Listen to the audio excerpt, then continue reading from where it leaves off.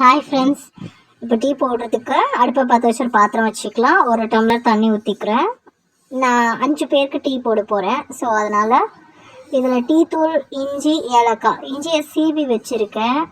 ஏன்னா இஞ்சி சீவினா தான் சாறு நல்லா இறங்கும், ஃப்ளேவர். அதே மாதிரி ஏலக்காவையும் தட்டி போட்டுக்கணும். அப்புறம் நல்லா கொதி வந்ததுக்கப்புறம் நம்ம பாலை சேர்க்கணும். டிகாஷன் நல்லா கொதிக்கணும். நீங்கள் என்ன பால் யூஸ் பண்ணுறீங்களோ அந்த பால் நம்ம ஊற்றிக்கலாம். பசும் பாலை ஊற்றிக்கலாம், பாக்கெட் பாலும் போட்டுக்கலாம். பாலை ஊற்றி கொதிக்க விடணும். ஏன்னா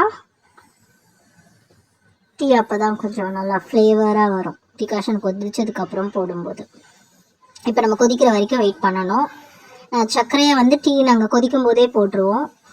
ஸோ அப்போ தான் ஃப்ளேவர் அண்ட் ஸ்ட்ராங் நல்லாயிருக்கும்.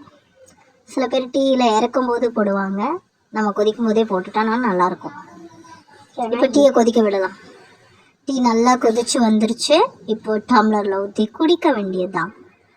ஃப்ரெஞ்ச் ஃப்ரைஸோடு இன்றைக்கி இங்கே டீ. வாங்க டீ குடிக்கலாம்.